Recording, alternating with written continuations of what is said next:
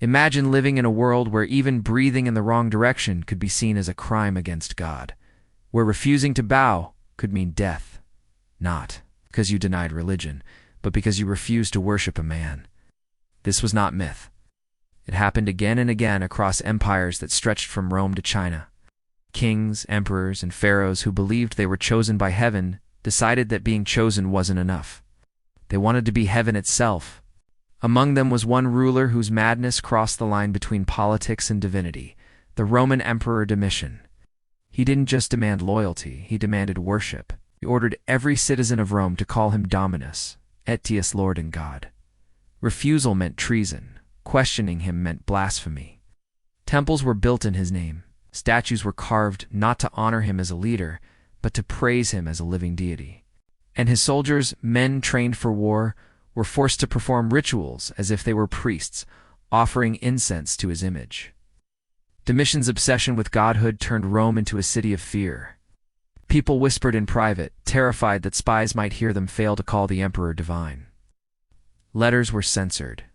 Writers disappeared. Even senators were forced to kneel before him as though he sat on Olympus itself. But what made him dangerous was indeed just the delusion that he was a god. It was that he made everyone else believe it too. The power of worship became the tool of control. Every kneel, every sacrifice, every whispered prayer to Lord Domitian wasn't about faith, it was about survival. Historians wrote that the people of Rome began to live like slaves in their own empire. The line between religion and fear was erased. The emperor's face was everywhere, on coins, walls, temples, and even homes. Children grew up thinking the emperor's name was sacred, and those who dared deny it, Christians, philosophers, or skeptics, were silenced. It was a new kind of tyranny, not through swords, but through worship. But Domitian was only one of many. For him, another emperor had already declared himself divine, and unlike Domitian, his madness turned into chaos that nearly tore Rome apart. Long before Domitian demanded to be called Lord and God, another ruler turned Rome into a nightmare of madness and divine delusion. Caligula. His real name was Gaius Caesar Augustus Germanicus. But history remembers him by the name that meant little boots, a harmless nickname from his childhood that soon became a curse, whispered in fear. When Caligula took power in 37 AD, Rome celebrated. He was young, charming, and the son of a beloved general. But within months, the mask of humanity slipped. Whether from illness, trauma, or pure insanity, Caligula began to believe that he was no longer mortal. He claimed that the gods had chosen him, or that he was one of them. He ordered temples across the empire to replace statues of Jupiter, Neptune, and Mars with his own image. Priests were forced to offer sacrifices to him. In public ceremonies, Caligula appeared dressed as a god, sometimes as Apollo wearing golden robes, other times as Mercury, the divine messenger. He even built a bridge between his palace and the temple of Jupiter, so he could visit himself as a god might visit another god. But his obsession didn't end with symbols. He began forcing people to worship him directly. Senators had to swear oaths by his divine name. Those who hesitated were executed for blasphemy. He even declared that the gods themselves were jealous of him and ordered their temples plundered to prove his superiority. His cruelty grew with his delusions. He mocked religion by commanding that statues of goddesses be brought to his bed, claiming they desired him. When one priest refused to treat him as divine, Caligula laughed and said, "Then you shall meet your God sooner than expected." Moments later, the priest was executed. The people of Rome began to whisper that the emperor was not a man, but a monster wearing divine robes. They couldn't flee, because the empire itself was built to obey him. Worship was no longer faith, it was a weapon. Even the army, trained to fight enemies, found itself kneeling before a man who thought the sun rose because he willed it. Soldiers were ordered to march into the sea and collect seashells as spoils of war after Caligula claimed to have conquered Neptune, the god of the ocean. It was divine comedy turned to tragedy. People laughed in secret, but the laughter could cost their lives. Caligula's reign lasted only 4 years before his own guards, sick of worshipping madness, stabbed him to death inside his palace. But even in death, his idea that a man could become a god and control through worship did not die. It spread through empires like a disease. The next rulers would perfect it, turning divine worship into a political weapon that could silence entire nations. Once inside the palace, life became a theater of worship. Every hallway echoed with chants, praising the emperor's divinity. No one dared to speak his name, only titles like Son of the Heavens or Living Son. Servants were required to bow 3 times before entering a room, even if the emperor wasn't present.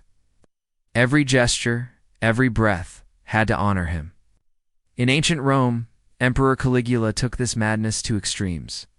He built golden statues of himself in temples across the empire and replaced the faces of gods with his own. Priests were forced to perform rituals for him, as if he were Jupiter himself. When one priest hesitated, Caligula ordered him to be sacrificed to himself. Historians later called this moment the day Rome held its breath. But the most terrifying part was Antige's demand for worship. It was how he used it to control. He would stage divine banquets where guests had to eat while kneeling. The food was luxurious, but laced with fear. At any moment, Caligula might point to someone and declare, "You no longer exist in the eyes of the gods." That meant instant death. And Rome wasn't alone. In Japan, the emperor was believed to be the descendant of the sun goddess Amaterasu. For centuries, commoners weren't even allowed to look directly at him. When he appeared, screens of silk and gold separated him from ordinary eyes. In ancient Egypt, pharaohs claimed to be living gods on earth, children of Ra, but behind the golden masks and temples, slaves built monuments that would crush them with exhaustion and heat. In the Ottoman Empire, Sultan Mehmed IV once declared himself the chosen of Allah on earth. He forced every court official to bow until their foreheads touched the marble floor whenever he entered. Even his mother, the valid sultan, was required to kneel. These rituals weren't religion, they were power disguised as faith. The emperors knew that fear built stronger loyalty than love ever could.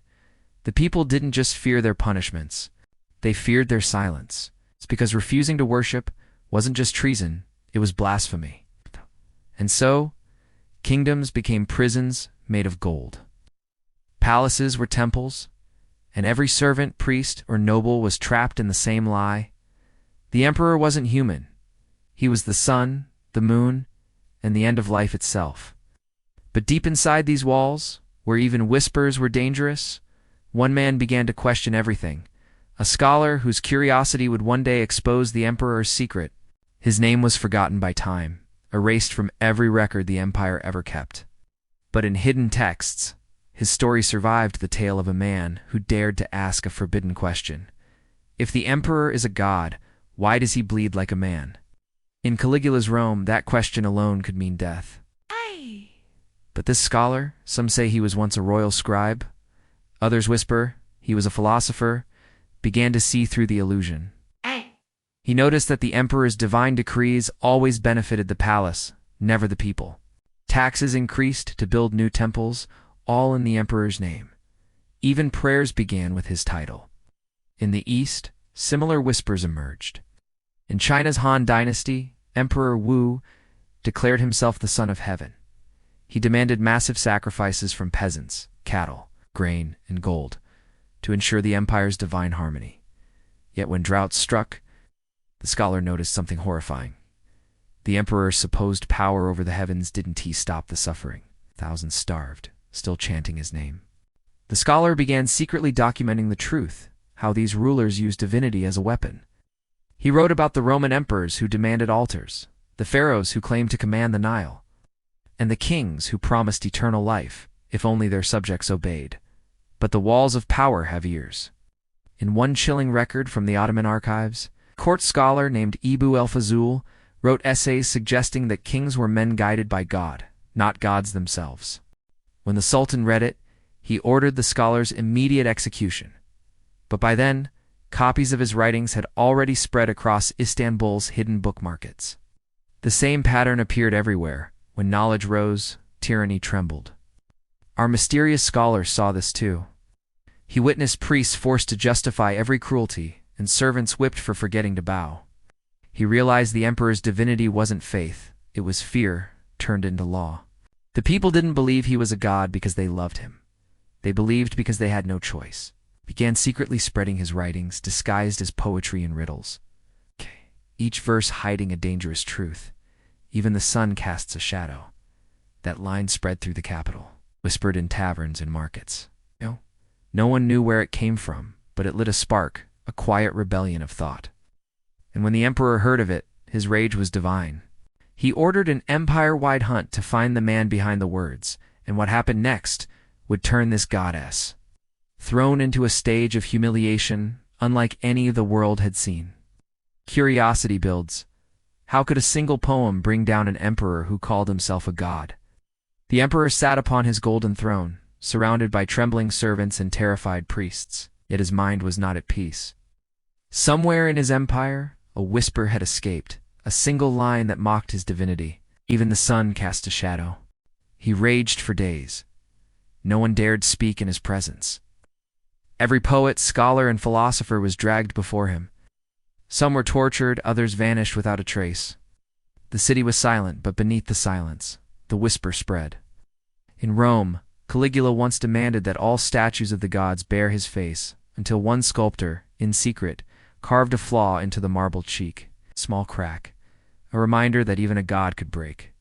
Within weeks, citizens began referring to Caligula not as the divine, but as the cracked god. It was a death sentence, in words alone, a silent rebellion carved in stone. In the East, Emperor Wu's officials began noticing strange graffiti on temple walls, suns drawn with black centers, surrounded by words that meant false light.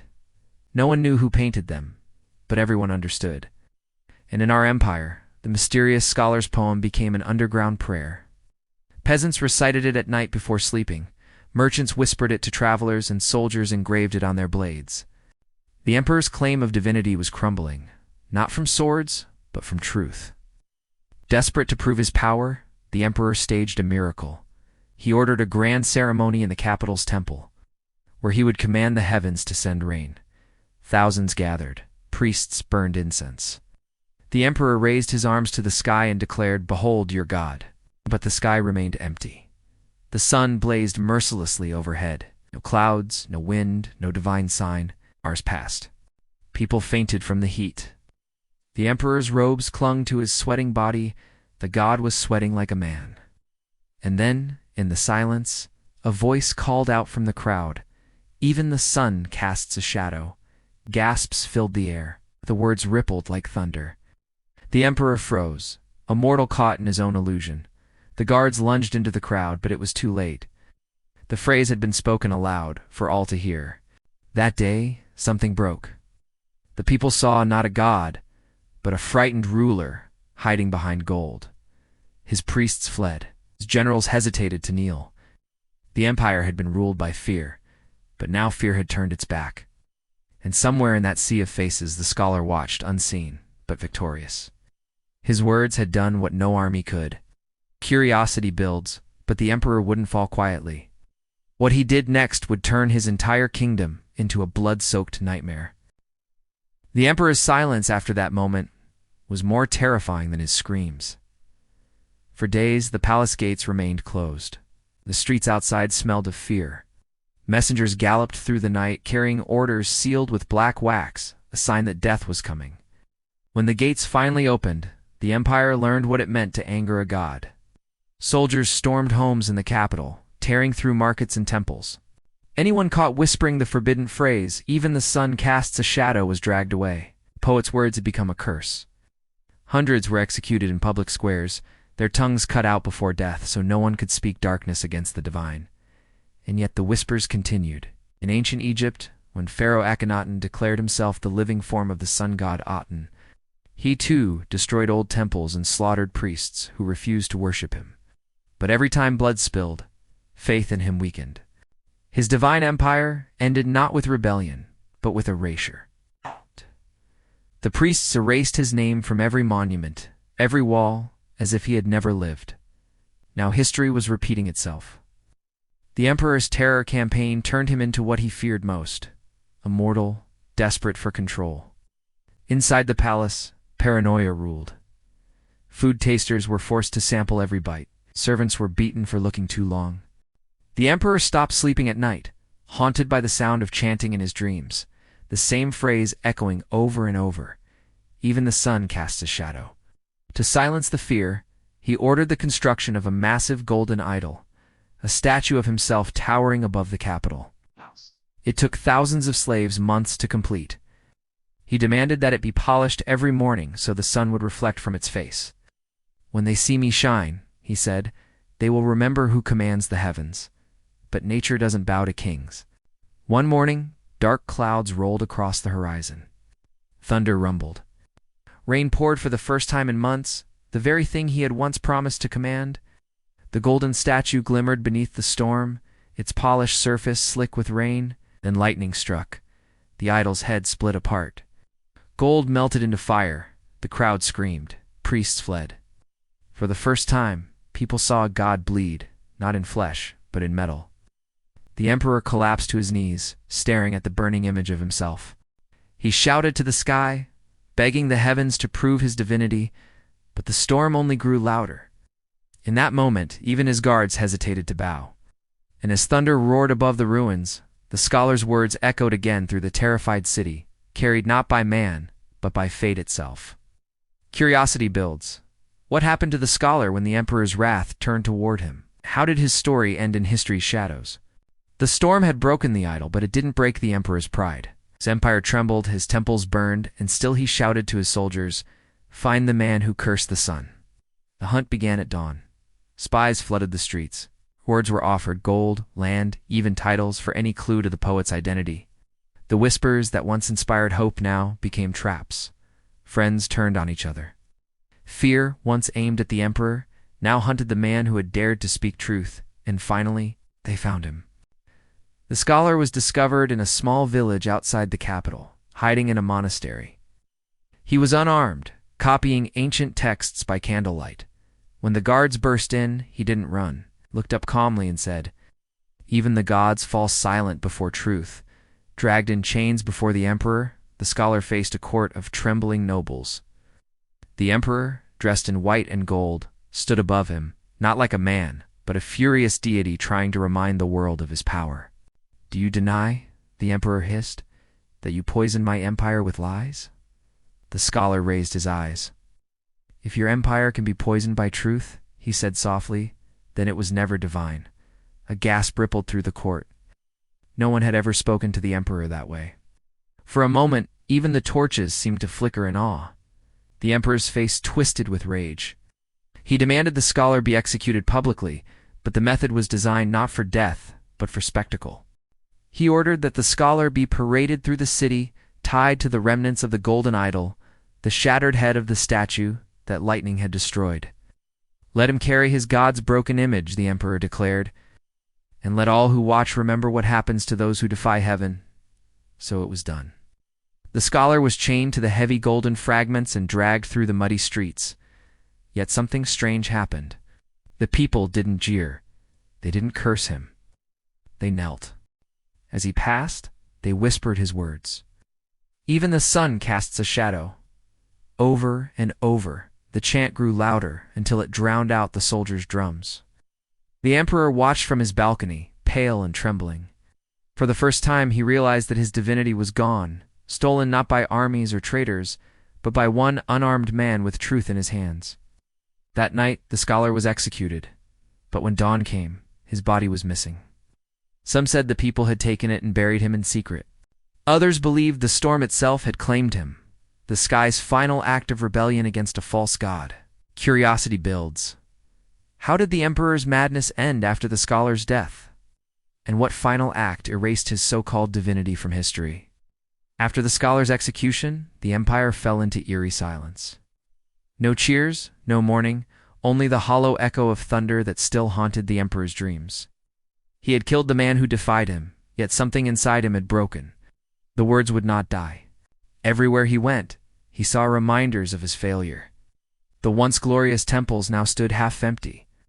Priests avoided his eyes. The statue that once bore his image lay in melted ruins, covered with wild vines that grew overnight, as if nature itself was reclaiming what was never his. He ordered new idols to be built, but workers moved slowly, pretending to obey. At night, they whispered the scholar's words. The phrase, "even the sun casts a shadow," had become more than rebellion. It had become faith itself. And then came the final blow. One morning when the emperor entered his throne room, he found something chilling. His golden crown, the symbol of his divinity, was gone. In its place was a piece of parchment. 4 words written in black ink, "Even the gods fall." He froze. His guards searched the palace, but no one knew who had done it. Some said it was one of his own servants. Others believed the ghost of the scholar had returned. Whatever the truth, the emperor became consumed by paranoia. He stopped appearing in public. Mirrors were banned in the palace because he couldn't bear to see his own reflection. He feared the sight of his human face, proof that he was no god at all. In ancient Rome, Caligula's story ended the same way. He too declared himself divine, demanded sacrifices, and ruled with madness. But when his guards finally turned against him, they found him hiding behind a curtain, trembling. They struck him down, and Rome quietly erased his divinity, rewriting history to call him insane, not divine. And so it was here. The emperor's own generals began plotting in secret. The people, once silenced by fear, now spoke freely in the markets. His name became a curse, whispered in mockery. The empire he claimed to rule by heaven's will was now ruled by shadows, by the memory of one scholar's defiance. One stormy night, thunder struck again over the capital. The emperor stood on his balcony, staring at the sky. He shouted, "Why have the heavens abandoned me?" But no voice answered. Only rain, only silence. The next morning his servants found him dead, kneeling before the ruins of his golden idol, his crown melted beside him. And when historians wrote of his reign, they didn't call him divine. They called him the emperor who thought he was a god. Curiosity builds, yet even in death his legend didn't fade. How did his legacy twist through time, and what did later kings learn from his downfall? Centuries passed, but the story of the emperor who called himself a god never truly vanished. His empire crumbled, his temples turned to dust, and his name was erased from records, yet his madness became a warning carved deep into history's bones. Historians later discovered that after his death, the empire's priests gathered in secret and declared a new law. No man shall ever claim the voice of heaven. They built no more golden idols, no shrines to mortal rulers. The people had learned that worship built on fear can only end in ashes. But humanity has a way of forgetting its own lessons. In later centuries, other rulers would rise, kings, emperors, even pharaohs, each tempted by the same delusion. In ancient Japan, emperors continued to call themselves descendants of the sun goddess. In China, new dynasties revived the title Son of Heaven. In Europe, monarchs ruled by divine right, claiming that to question them was to question God himself. The emperor's spirit, that hunger for worship, never died. It simply changed faces. Yet every time it returned, so did the shadow. The people always remembered the scholar's words. Even the sun casts a shadow. Across continents, the phrase survived in poems, myths, and songs. Some say it reached as far as Renaissance Europe, disguised in old Latin texts about humility and power. Others claim it appeared in the Ottoman courts, whispered by servants who saw too much. And perhaps that's why, even today, history repeats this dance between those who seek to be gods and those who dare to remind them they are not. In museums, archaeologists still find remnants of this forgotten emperor's reign, shattered idols, gold fused by lightning, and fragments of scrolls burned in fear. One piece bears a faded inscription: "The man who defied the heavens sleeps beneath the storm." Many believe it marks the scholar's secret grave. No one knows his real name, but his words still echo louder than any empire's throne. Because in the end, every ruler who demanded worship met the same fate. Their temples fell, their statues cracked, their names became lessons. The scholar's rebellion wasn't against one emperor. It was against the lie of divinity itself. His defiance proved that truth doesn't need armies or swords to win. It only needs one voice and the courage to speak it. As lightning fades and the centuries turn, his legacy still stands. No mortal can wear the crown of a god. And every empire built on fear will someday kneel before the truth.